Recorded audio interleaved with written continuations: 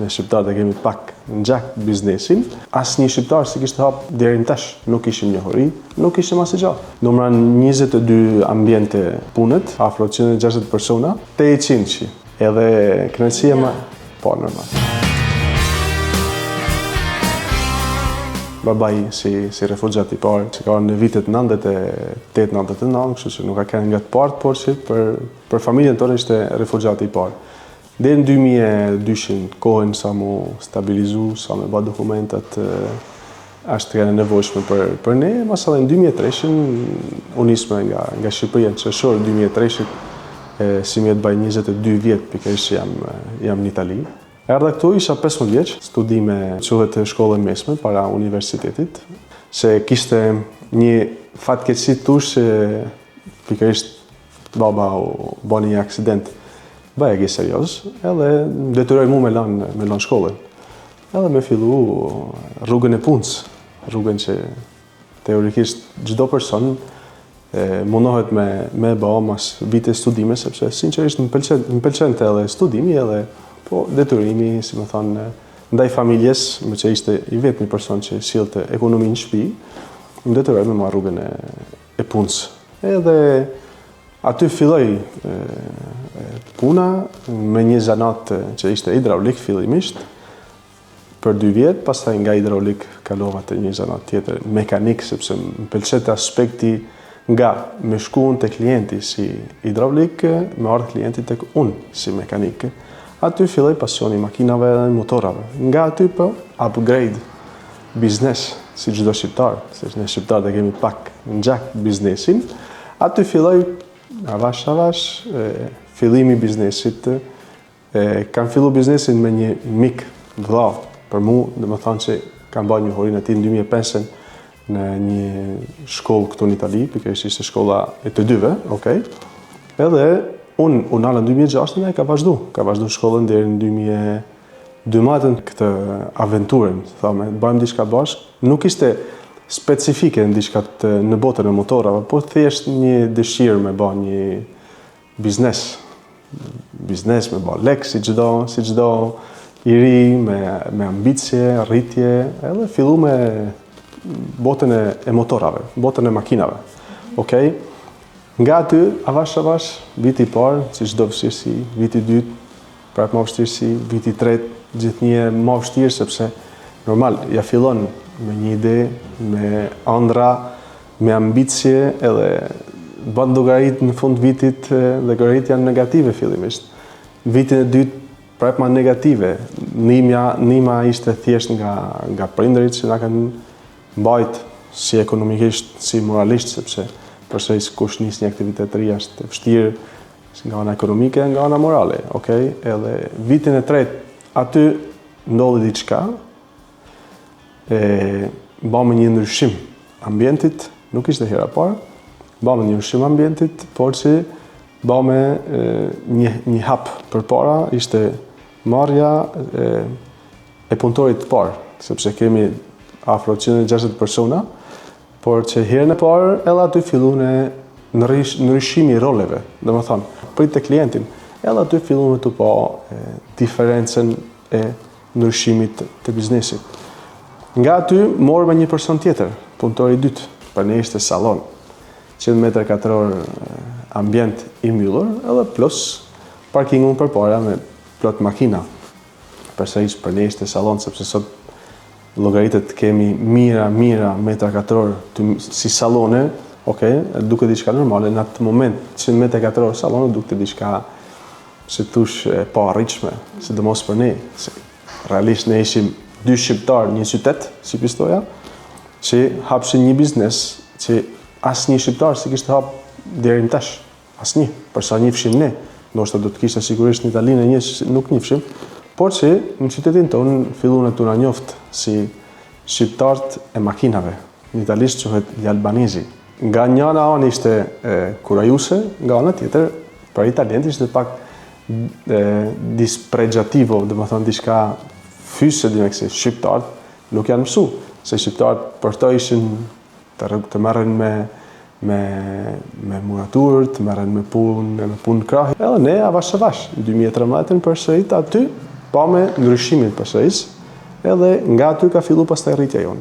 Në 2014 përsëris ambienti i ri që ishte salloni, në 2015 rritje, vazhdimisht rritje faturimit, rritje personave. Organiko i firmës i parë ka qenë i bën për 5 personave, ishin 8-5 shqiptarë, çuditërisht. Nga 5 vet, u bën 10 vet.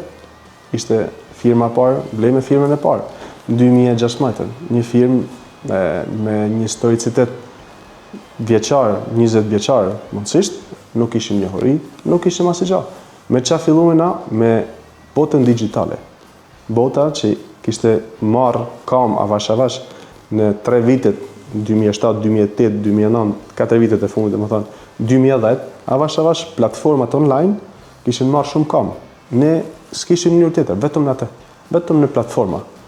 Edhe ala sot, për shembull, firma jonë që është bajegi e madhe me 160 persona, 70% e biznesit ne banë në platforma online, domethënë që kemi vazhdu të rrit, po të majt atë që ishte segreti jonë. Edhe nga aty në 2017, 2018, 2019, gjithnjë ma shumë rritje, po mërshim ambiente gjithnjë ma të bukur, gjithnjë ma profesional.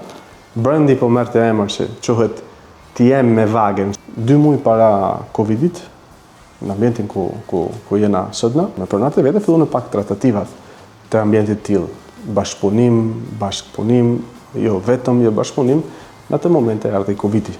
Që ne sinqerisht ka shumë aspekte na kanë ndihmuar, sepse një ambient tillë, një firmë tillë, mos kishte qenë Covidi, sigurisht nuk do të kishte qenë në mundësitë tona se ta them tamam sinqerisht, domethënë që kemi pasur mbështetje ekonomike, një pikë mbrapa nga ana bankare, po me hinë si thosh në disa tratativa të tilla ekonomike, normal që nuk ishte shumë e thjeshtë, sepse u doshin lek seriozisht, pak a shumë në 5 ditë, maksimumi 10 ditë, kemi bërë një transformim të firmës, ku ishte çdo gjë mbyllur, në mënyrë që kur të hapte firma, të shikote ndryshimi i menaxhmentit i ri.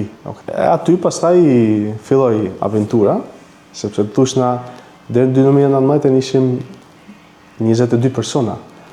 Nga 2019 në 2020 ne u bëm me 50 persona fix. Çka kishim bën 10 vjet e bëmë një vit tjetër. Ishte një rritje për ne jashtë masat e madhe. Firma përsëris numëron 160 persona, numëron 22 ambiente punët, numëron një faturim jashtë masat të madh, s'po specifikoj për një gjave thjesht nuk po du mu hapa si gjallë, po përsëris kënaqësia 800, rregull. Edhe kënaqësia më po normal. Jo, do të më specifiku se shqiptarët kujtojnë 100 milion nuk janë fitesë. 100 milion është xhiro punët, si më thonë. Fitesat mbahet më saj në bazë të kapacitetit të biznesmenit, sa të investon edhe sa i mbetet, Në Itali nifet jashtëmaset si një shtet shumë me presion fiskal jashtëmaset në altë, kena ardhur nga zero. Kështu që për ne është kënaqësi, nuk është peshë. Se kur këto kompetitorët tonë thonë si ja bani, si ja dilni, është sepse na realisht kemi filluar me zero. Edhe për ne sot është kënaqësi, nuk është peshë. Janë shumë, janë të pafund mesazhet, sepse të rritë e sotit, për shembull, kanë problemin që i dojnë zonat shpejt. Si mjetë është 2025, janë fix 15 vjetë, që është nevojit me mrejt një pikë që për ne, për shembull, është një pikë normale, asnjë gjë e çuditshme, po për shumë njerëz që na shohin nga jashtë, për shembull, është diçka e paarritshme për to. Mos mendo se ku do të jesh, po mendo se çfarë do të bësh për çdo ditë.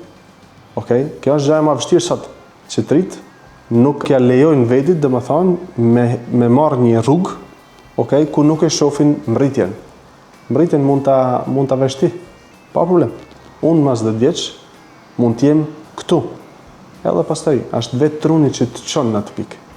Duket diçka domethënë janë frazat të bëme të thëna, po është kështu me të vërtetë. Me pa thënë mu dikush në 2010 për shembull, imagjinoj shkruaj se ku mund të jesh në 2025. Është masë normale se unë nuk du ta kishe shkrua as 20% se çka kam sot. Okej, si film.